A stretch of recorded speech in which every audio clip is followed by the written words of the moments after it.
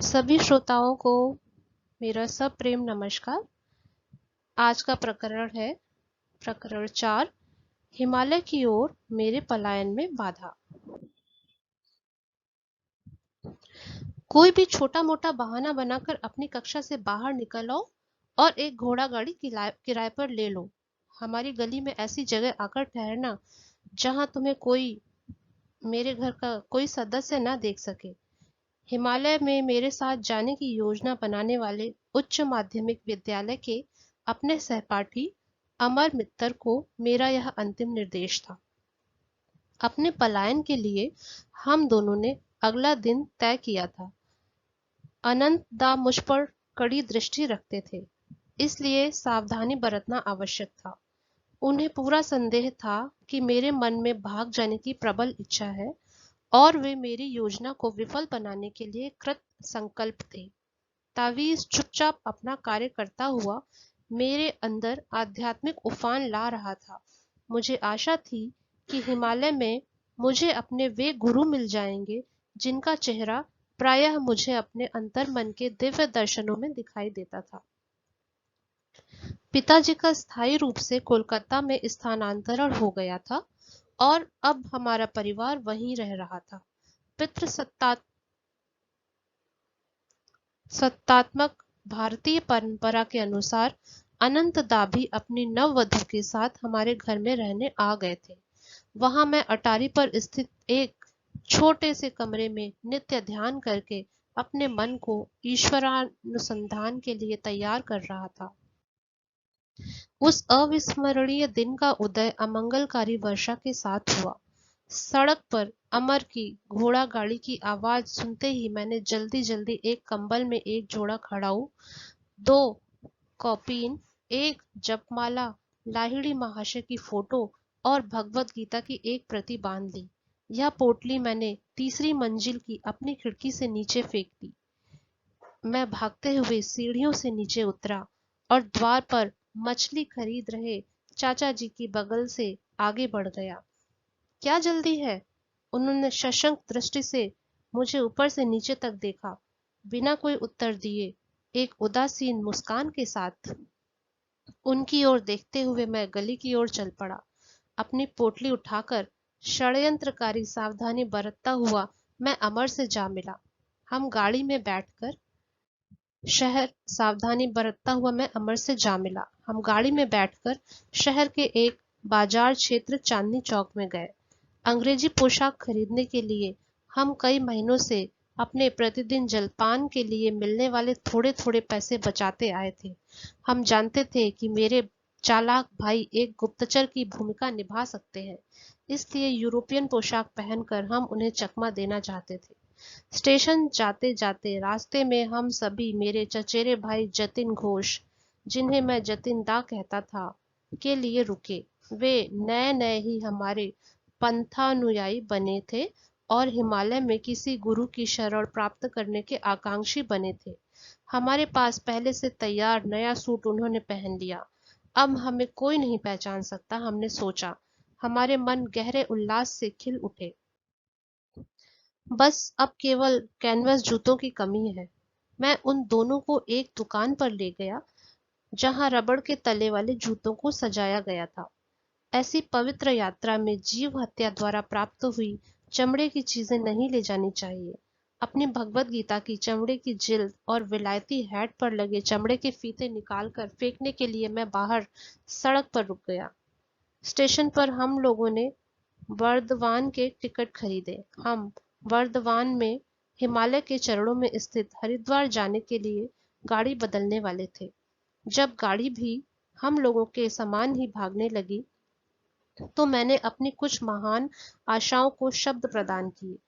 जरा कल्पना तो करो, मैंने उत्साहपूर्वक कहा, महान गुरुओं से दीक्षा लेकर हम लोग ब्रह्म चैतन्य की समाधि का अनुभव करेंगे। हमारे शरीरों में ऐसी चुंबकीय शक्ति पैदा हो जाएगी कि हिमालय के वन्य पशु पालतू जानवरों की भांति हमारे पास आएंगे।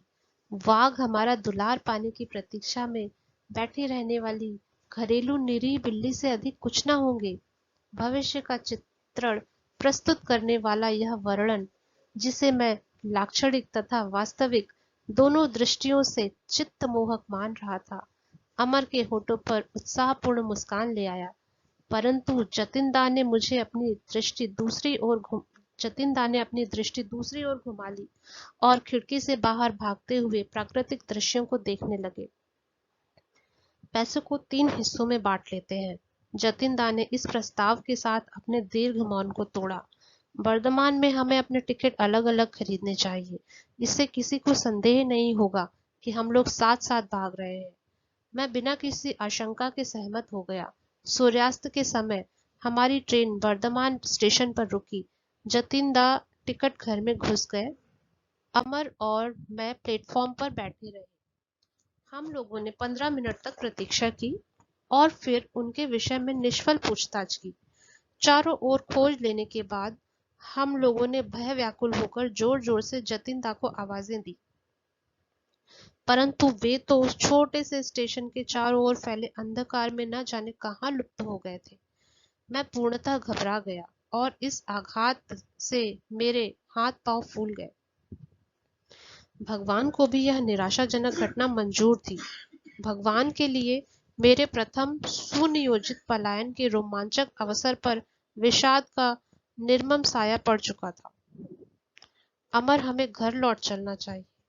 मैं छोटे बच्चे की तरह रो रहा था। जतिनदा का निष्ठुर प्रयास अनिष्ट सूचक संकेत है। विफल होना ही इस यात्रा की नियति है। यही है तुम्हारा ईश्वर प्रेम। एक विश्वासघाती साथी के रूप में ली गई छोटी सी परीक्षा को भी तुम सह नहीं सकते। अमर द्वारा इसे ईश्वरीय परीक्षा बताए जाने पर मेरा मन शांत हुआ। हमने वर्धमान के सुविख्यात सीता भोग और मोतीचूर का नाश्ता किया। कुछ ही घंटों में हम बरेली होकर हरिद्वार जाने वाली गाड़ी में बैठ गए। अगले दिन मुगल सराय में हमने गाड़ी बदलते हुए जब हम प्लेटफॉर्म पर प्रतीक्षा कर रहे थे, तब हमने एक महत्वपूर्ण विषय पर विचार विमर्श किया। अमर, संभव है कि शीघ्र ही हमें रेलवे अधिकारियों की गहरी पूछताछ का सामना करना पड़े। मैं अपने भाई की चतुरता को कम महत्व नहीं देता। परिणाम चाहे जो भी हो, मैं झूठ नहीं बोलूंगा।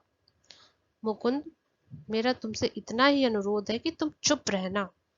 मैं जब उनसे बात करूं तो तुम मुस्कुराना या हंसना नहीं। इतने में ही एक यूरोपियन रेलवे अधिकारी मेरे पास आया। उसने एक तार पत्र हिलाकर मुझे दिखाया, जिसका आशय मैं तुरंत समझ गया। क्या तुम लोग गुस्से में घर से भाग रहे हो? जी नहीं। मैं प्रसन्न था और उसके चुने हुए शब्दों को मुझे सुस्पष्ट उत्तर देने की अनुमति दे दी। मैं जानता था कि क्रोध नहीं बल्कि दैवी वैराग्य मेरे इस अस्वाभाविक व्यवहार का कारण था। फिर वह अधिकारी अमर की ओर मुड़ा। उन दोनों के बीच बुद्धि चातुर्य का जो द्वंद्व हुआ, उसे सुनते हुए निर्विकार गांभीर्य बनाए रखने के अनुरोध का पालन करना मेरे लिए कठिन से कठिनतर होता गया। अधिकारी ने अपनी आवाज में अपने अधिकार की पूरी तरह ध्वनित करते हुए पूछा, तीसरा लड़का कहाँ है? चलो सच बोलो। साहब, आपने चश्मा पहना हुआ है।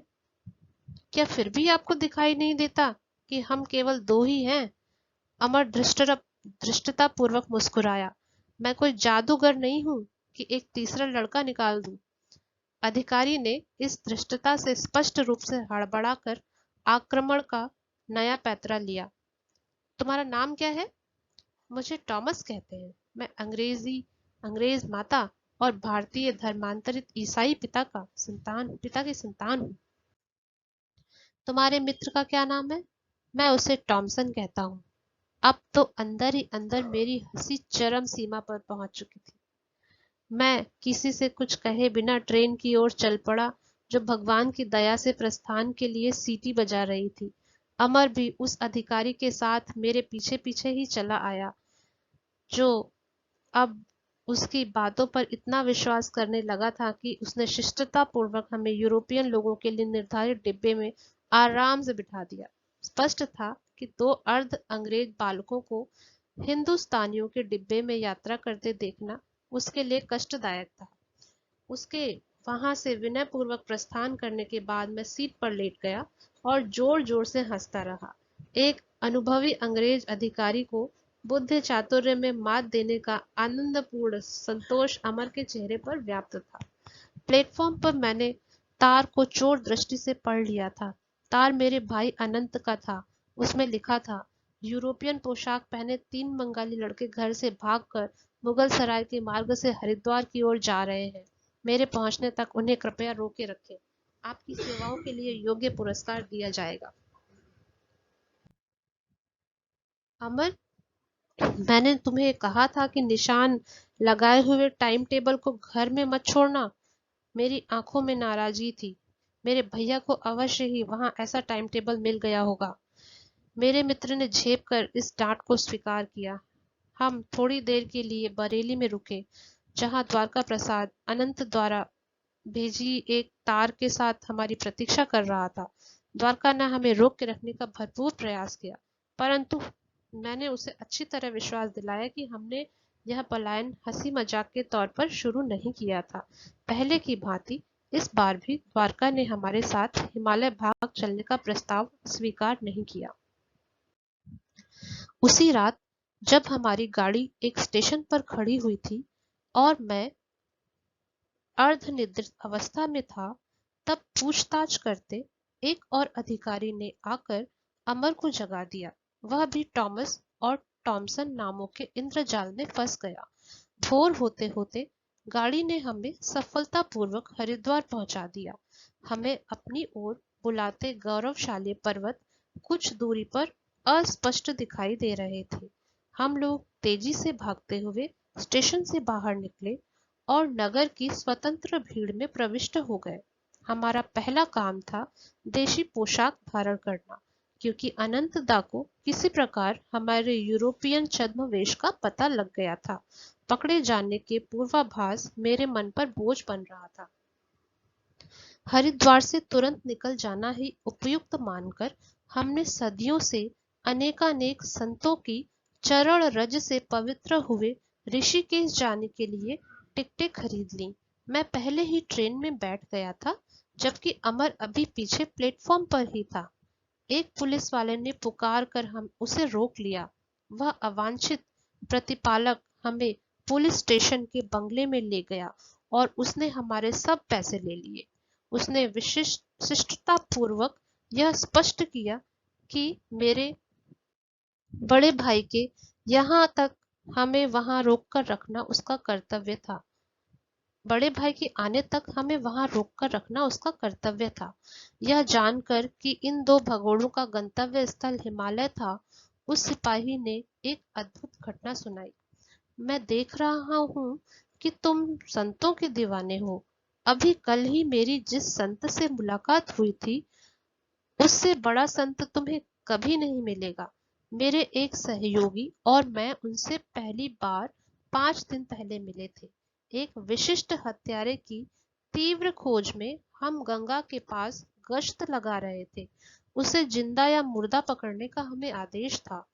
उसके बारे में हमें सिर्फ यह ही ज्ञात था कि तीर्थयात्रियों को लूटने के लिए वह साधु का छद्म वेश धारण कर घूम रहा है। अपने सामने थोड़ी ही दूरी पर हमने एक आकृति देखी जो उस अपराधी के वर्णन से मिलती जुलती थी। जब वह हमारे आदेश पर नहीं रुका तो उसे पकड़ने के लिए हम लोग दौड़े। उसके पीछे पहुंचकर मैंने उस पर पूरी शक्ति से फरसे का वार किया। उसका दाहिना हाथ कटकर उसके शरीर से लगभग पूर्णतः अलग हो गया। आश्चर्य यह है कि किसी प्रकार की कोई आवाज निकाले बिना और उस भयंकर घाव पर दृष्टि भी डाले बिना वह अजनबी अपनी तेज गति से चलता ही रहा। जब हम लपक कर उसके सामने खड़े हो गए तो उसने शांत भाव में कहा, जिस हत्यारे की तुम्हें तलाश है वह मैं नहीं हूँ। यह देखकर मुझे गहरा आघात लगा कि मैंने दिव्य पुरुष से दिखने वाले एक संत के शरीर को घायल कर दिया था।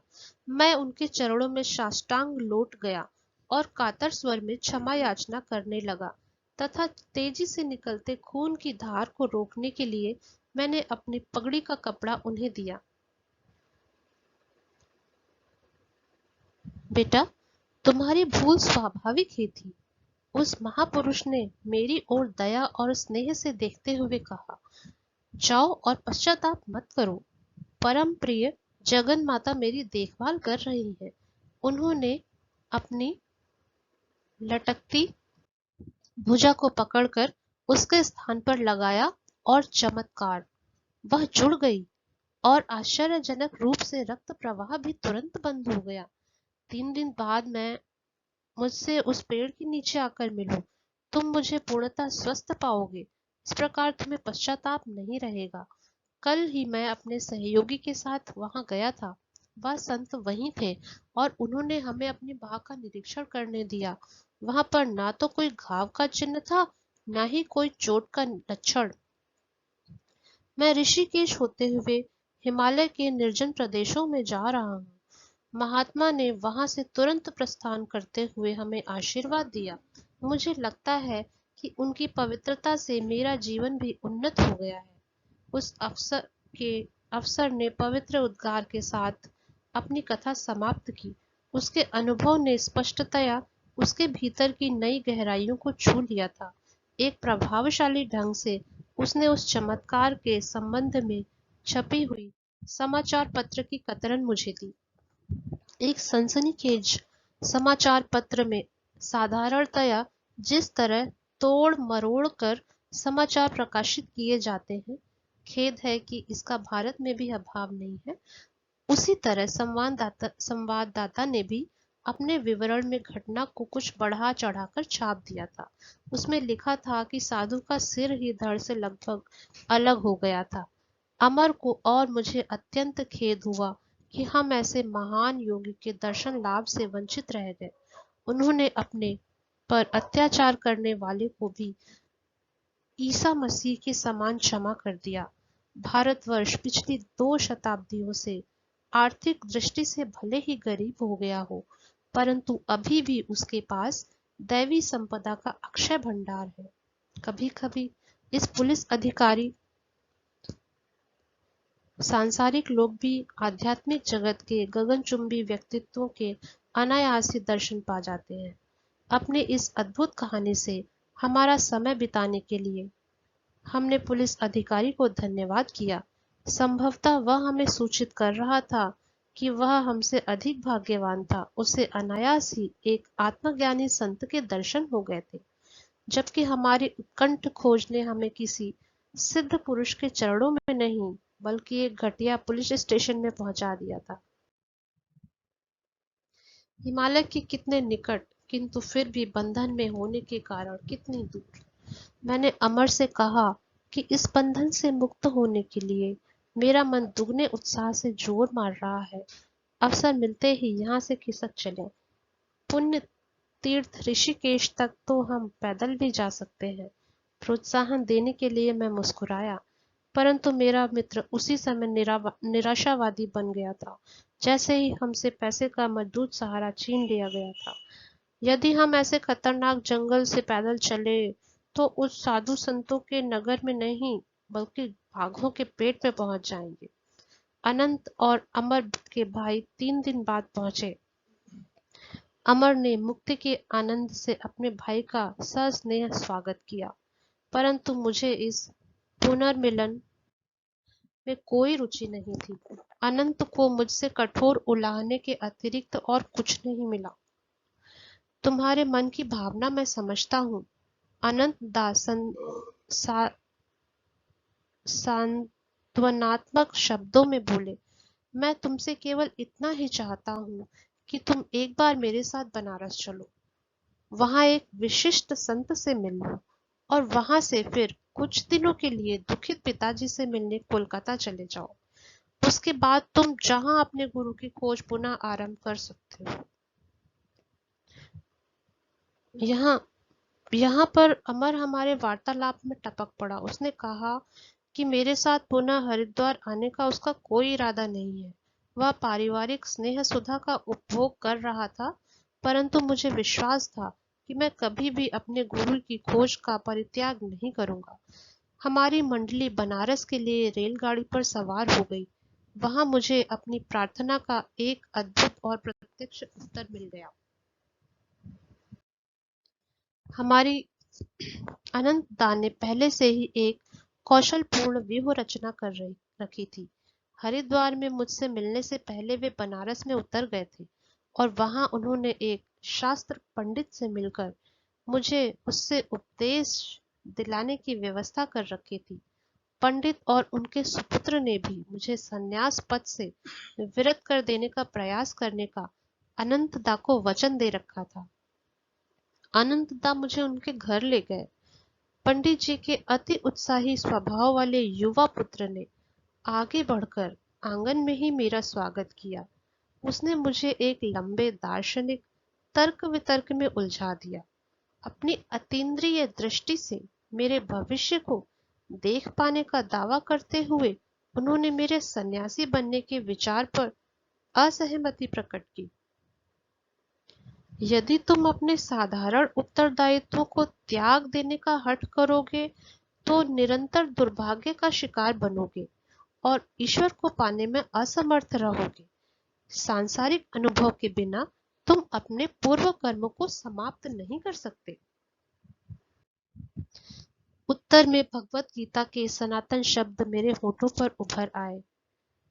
यदि कोई अतिशय दुराचारी भी अनन्य भाव से मुझे भजता है तो उसके पिछले दुष्कर्मों का प्रभाव शीघ्र ही नष्ट हो जाता है।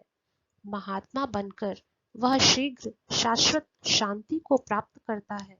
हे कुंती पुत्र, तुम यह निश्चित रूप से जान लो, जो भक्त मुझ में पूर्ण विश्वास रखता है उसका कभी विनाश नहीं होता। किंतु उस युवक द्वारा दृढ़ता पूर्वक की गई भविष्यवाणी ने मेरे विश्वास को थोड़ा सा हिला दिया था।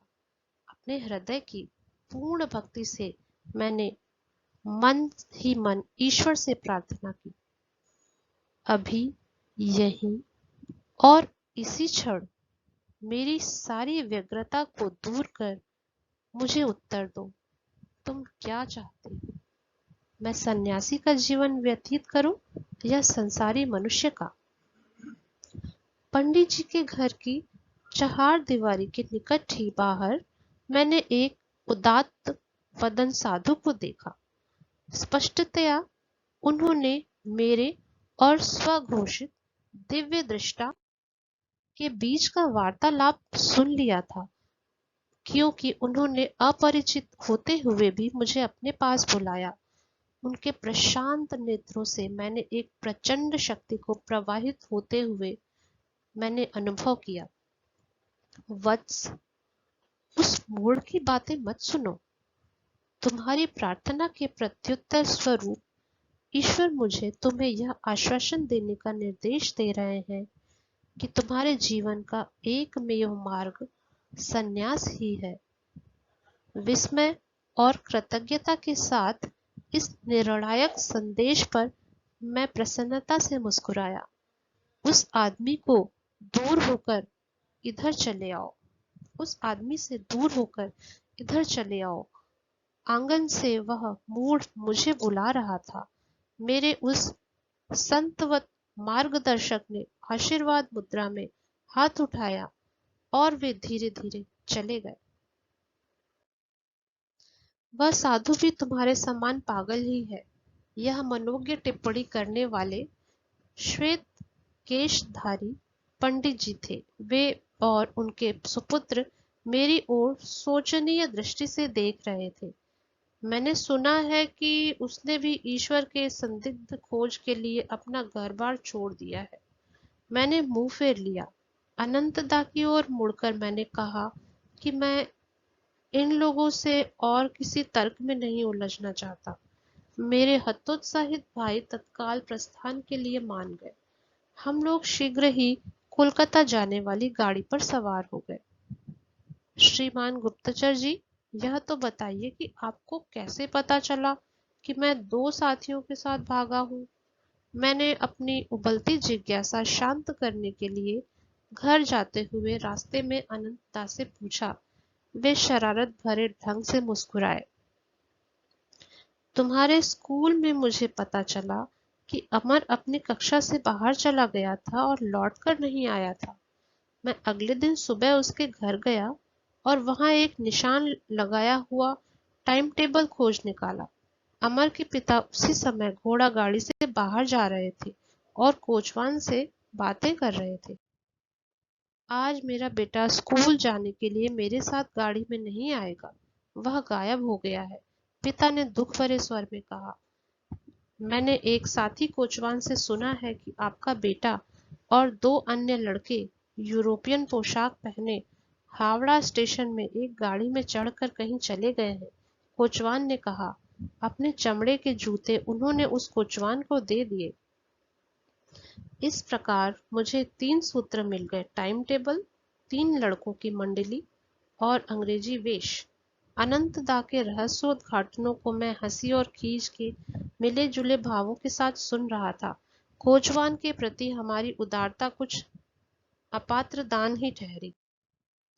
यह तो स्वाभाविक ही था कि मैंने अमर द्वारा टाइम टेबल में निशान लगाए गए शहरों के रेलवे अधिकारियों को तत्काल तार भेज दिए। उसने बरेली पर भी निशान लगाया था, इसलिए वहां तुम्हारे दोस्त द्वारका को तार भेज दिया।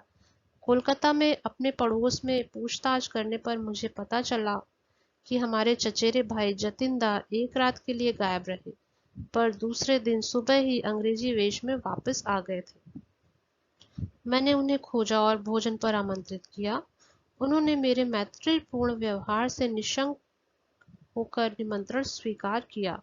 रास्ते में संदेह रहित ढंग से मैं उन्हें एक पुलिस स्टेशन में ले गया। वहां उन्हें अनेक पुलिस अधिकारियों ने घेर लिया, जिन्हें मैंने उनकी डरावनी सूरत के कारण पहले से ही चुन रखा था। उनकी भयावह दृष्टि के आगे जतिनदा अपने रहस्यात्मक व्यवहार का स्पष्टीकरण देने के लिए तैयार हो गए। आध्यात्मिक भावनात्मक उत्साह में मैं हिमालय की ओर चल पड़ा। उन्होंने कहा, सिद्ध महात्माओं के दर्शनों के विचार ने मेरे अंतःकरण को प्रेरणा से भर दिया था, परंतु जैसे ही मुकुंद ने कहा, हिमालय की गुफाओं में जब हम समाधि में बैठ जाएंगे, तब बाघ भी वशीभूत होकर हमारे इर्द गिर्द पालतू बिल्लियों की भांति बैठेंगे, तो मेरा सारा जोश ठंडा हो गया और मैं ललाट पर पसीने की बूंदें झलकने लगी। मैंने सोचा, तब क्या होगा यदि हमारे योग बल से सिंह बाघों का स्वभाव नहीं बदल सका, तो क्या वे हमारे साथ घरेलू बिल्लियों सा आचरण करेंगे? अपने मनश्चक्षु में मैंने पहले से ही स्वयं को किसी बाघ के पेट के बलात् अंतरवासी के रूप में देखा। वहां संपूर्ण शरीर के साथ एक ही बार में प्रवेश करके नहीं, बल्कि शरीर के विभिन्न हिस्सों की अनेक किश्तों में। जतिन दा के अदृश्य हो जाने के बाद जो मेरा क्रोध था, वह हंसी में बदल गया। उन्होंने मुझे जो संताप दिया था, उसका सारा मूल्य रेलगाड़ी में मिले लोड पोट करने वाले स्पष्टीकरण से चुकता हो गया। मुझे स्वीकार करना पड़ेगा कि मुझे इस बात से कुछ असंतोष अवश्य हुआ कि जतिनदा भी पुलिस की खातिरदारी से नहीं बच सके थे। अनंतदा, आप जन्मजात गुप्तचर हैं। मेरी विनोदपूर्ण दृष्टि पूर्णतः क्रोध रहित नहीं थी, और मैं जतिनदा से कहूंगा कि मुझे खुशी है कि वे विश्वासघात के किसी उद्देश्य से नहीं, जैसा कि प्रतीत होता था, बल्कि केवल आत्मरक्षा की सतर्क सहज प्रवृत्ति से प्रेरित हुए थे। कोलकाता में घर पहुंचने पर पिताजी ने अत्यंत मर्मस्पर्शी ढंग से मुझसे अनुरोध किया कि कम से कम उच्च विद्यालय की पढ़ाई पूरी कर लेने तक मैं अपने घूमते पांवों पर अंकुश लगाऊं। मेरी अनुपस्थिति में उन्होंने एक संतवत महात्मा पंडित स्वामी केवलानंद जी के नियमित हमारे घर आने की व्यवस्था की एक प्रेम पूर्वक योजना बनाई थी।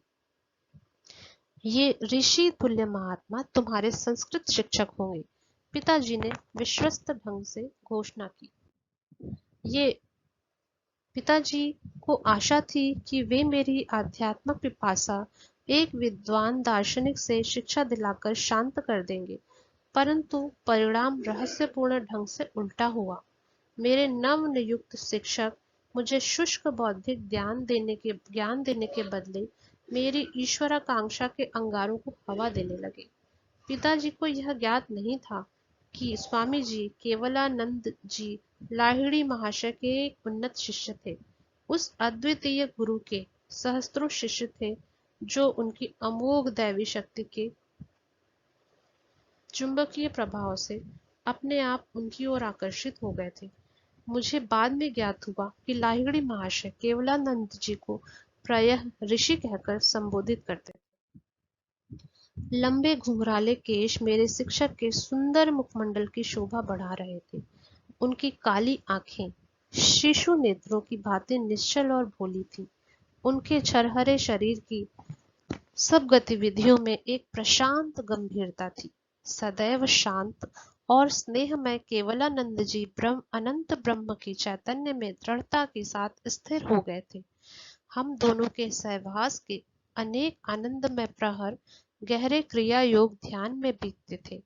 केवलानंद जी प्राचीन शास्त्रों के सुप्रसिद्ध पंडित थे। उनके इस अगाध ज्ञान के कारण ही उन्हें शास्त्री महाशय की उपाधि मिली थी, जिसके द्वारा वे प्रायः संबोधित किए जाते थे। परंतु संस्कृत पांडित्य में मेरी प्रगाढ़ प्रगति अनुल्लेखनीय थी। मैं सदा इसी सुयोग की ताक में रहता था कि किस तरह नीरस व्याकरण से जान बचे और योग तथा लाहिड़ी महाशय की चर्चा शुरू हो। मेरे शिक्षक महोदय ने एक दिन लाहिड़ी महाशय के साथ बिताए गए अपने जीवन के बारे में कुछ बताने का अनुग्रह किया। मुझे 10 वर्ष तक लाहिड़ी महाशय के साथ रहने का दुर्लभ सौभाग्य प्राप्त हुआ था। बनारस में उनका घर मेरा रात्रिकालीन इष्ट तीर्थ स्थान था। नीचे के तल्ले पर सामने वाली छोटी सी बैठक में वे सदा विराजमान रहते थे। लकड़ी की चौकी पर पद्मासन में बैठे हुए वे अपने शिष्यों से एक माला की भांति अर्धवृत्ताकार में घिरे रहते थे। उनकी आंखें चमकती हुई तथा ईश्वरीय आनंद से नाचती रहती थीं। उनकी सदैव अर्धोन्मीलित रहने वाली आंखें भीतर के दूरदर्शी गोलकों से सदा शाश्वत आनंद के लोक में झांकती रहती थीं। वे कदाचित ही अधिक समय के लिए बोलते थे।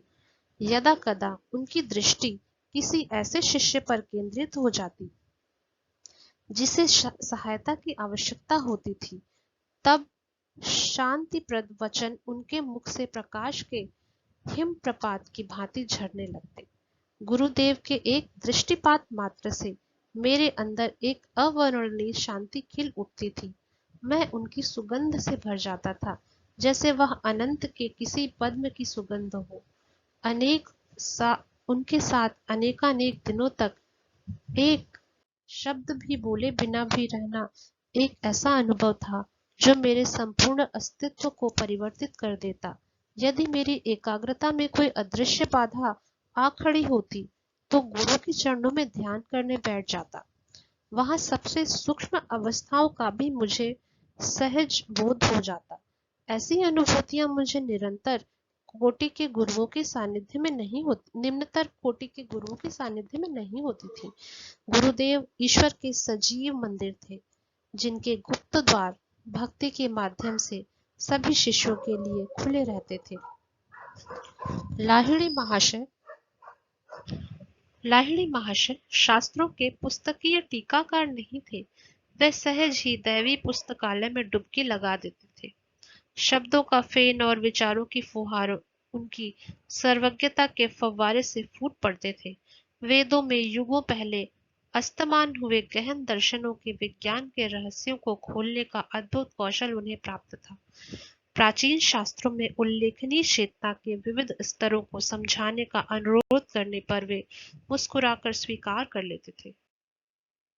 मैं अभी उन अवस्थाओं में प्रवेश करता हूँ और अपनी अनुभूतियां तुम्हें बताता हूँ। इस प्रकार वे उन गुरुओं से बिल्कुल विपरीत थे जो शास्त्रों को कंठस्थ कर बिना किसी वास्तविक अनुभूति के अपनी कल्पना से ही उनका अर्थ बताते थे। श्लोकों का अर्थ तुम्हें जिस रूप में समझ आए उसी प्रकार उनकी व्याख्या करो। मितभाषी गुरुदेव प्रायः अपने पास बैठे किसी शिष्य को यह निर्देश देते, मैं तुम्हारे विचारों को परिचालित करूंगा ताकि सही अर्थ तुम्हारे मुख से उच्चारित हो। इस प्रकार लाहिड़ी महाशय की अनेक अनुभूतियों को उनके विभिन्न शिष्यों ने विस्तृत भाष्यों सहित लिपिबद्ध कर लिया। किसी बात पर आंख बंद कर विश्वास कर लेने की सलाह गुरुवर कभी नहीं देते थे। शब्द खोखले हैं, वे कहते थे। ईश्वर की उपस्थिति के दृढ़ विश्वास को ध्यान में अपने परमानंदमय संपर्क से प्राप्त करो। शिष्य की समस्या चाहे जो भी हो, उसके समाधान के लिए गुरुदेव क्रिया योग के अभ्यास का ही परामर्श देते थे। तुम्हारा मार्गदर्शन करने के लिए जब मैं इस शरीर में नहीं रहूंगा, तब भी इस यौगिक कुंजी का सामर्थ्य कम नहीं होगा। यह प्रविधि भव्य प्रेरणाओं की तरह जिल्द बांधकर अलमारी में रखकर भूल जाने की वस्तु नहीं है। क्रिया योग के माध्यम से अनवरत और मुक्ति पथ पर चलते जाओ। यह क्रिया की शक्ति इसके अभ्यास में निहित है। मैं स्वयं क्रिया को मानव के अभी तक स्वतः प्रयास द्वारा अनंत ईश्वर की खोज के लिए विकसित साधनों में सबसे अधिक प्रभावशाली मानता हूँ। केवलानंद जी ने इस उत्साहपूर्ण प्रमाण के साथ अपना कथन समापन किया। इसके अभ्यास से सभी मनुष्यों में छिपे सर्वव्यापी ईश्वर लाहिड़ी महाशय और उनके अनेक शिष्यों की देह में प्रत्यक्ष रूप से अवस्थित हुए प्रकट।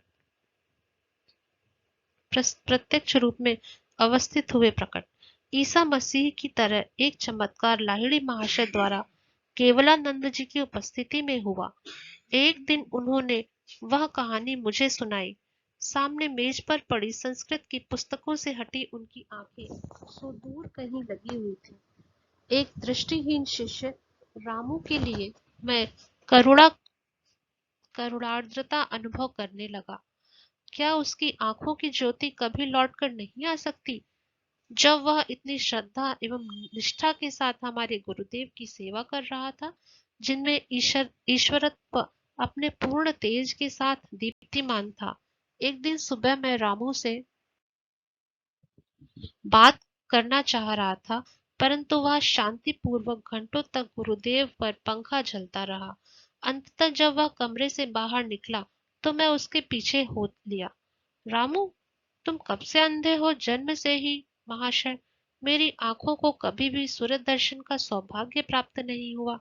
हमारे सर्वशक्तिमान गुरु तुम्हारी सहायता कर सकते हैं। एक बार उनसे प्रार्थना तो करो। अगले दिन रामू कुछ संकोच पूर्वक लाहिड़ी महाशय की सेवा में उपस्थित हुआ, किंतु अपने अतुल आध्यात्मिक ऐश्वर्य में शारीरिक संपदा को जोड़ने का अनुरोध करना उसे लगभग लज्जास्पद लग रहा था। गुरुदेव, ब्रह्मांड को प्रकाश देने वाले ईश्वर आप में विद्यमान है। मैं आपसे प्रार्थना करता हूँ कि उसकी ज्योति मेरी आंखों को भी प्रदान करे, ताकि मैं सूर्य के गौर तेज को देख सकूं। रामू, किसी ने मुझे कठिन परिस्थिति में डालने की योजना बनाई है। मेरे पास किसी को स्वस्थ करने की कोई शक्ति नहीं है। गुरुदेव, आप में विराजमान अनंत ईश्वर निश्चय ही मुझे स्वस्थ कर सकते हैं। यह तो सचमुच अलग बात है रामू। ईश्वर की कोई सीमा नहीं है। वह जो तारों को चमक देता है और शरीर कोशिकाओं में रहस्यमय प्राण शक्ति संचारित करता है, निश्चय ही वह तुम्हारे नेत्रों को भी ज्योति प्रदान कर सकता है। तत्पश्चात गुरुदेव ने रामू के माथे पर दोनों भवों के बीच में स्पर्श किया। अपने मन को यहाँ केंद्रित करो और 7 दिनों तक बारंबार राम नाम का जप करो। सूर्य का वैभव तुम्हारे लिए विशेष उषा काल का दृश्य प्रस्तुत करेगा। और 1 सप्ताह में ठीक ऐसा ही हुआ। रामू ने प्रकृति के सुंदर रूप को प्रथम बार देखा। सर्वज्ञ गुरु ने अपने शिष्य को राम नाम जपने का आदेश दिया, क्योंकि राम ही उसके इष्ट देवता थे। रामू के विश्वास ने भक्ति से जोती हुई जमीन का काम किया, जिसमें गुरुदेव का स्थायी रूप से स्वस्थ कर देने वाली शक्तिशाली बीज अंकुरित हो गया। केवलानंद जी ने क्षण भर मौन रहने के बाद गुरु के चरणों में एक और श्रद्धा सुमन अर्पित किया। लाहिड़ी महाशय ने जितने भी चमत्कार किए, उन सब में एक बात स्पष्ट रूप से पता चलती थी कि उन्होंने अहम तत्व को कभी भी स्वयं को कारण तत्व या कर्ता नहीं मानने दिया। सर्वोच्च रोग निवारक शक्ति अर्थात ईश्वर के प्रति पूर्ण आत्मसमर्पण के कारण गुरुदेव उस शक्ति का अपने में से मुक्त रूप से प्रवाहित होना सुलभ बना देते थे। लाहिड़ी महाशय ने जिन अनेकानेक शरीरों को चमत्कार पूर्ण ढंग से स्वस्थ किया, उन्हें अंततः चित्ताग्नि की ज्वालाओं का भक्ष्य बनना ही पड़ा, परंतु उन्होंने लोगों के अंतर में जो आध्यात्मिक जागृति उत्पन्न की, जो ईसा समान शिष्य तैयार किए, वही उनके अज, अजरामर चमत्कार हैं। मैं संस्कृत का विद्वान कभी नहीं बना, केवलानंद जी ने मुझे उससे भी भव्य दिव्य भाषा सिखा दी। चतुर्थ प्रकरण पूर्ण। धन्यवाद। जय श्री राम।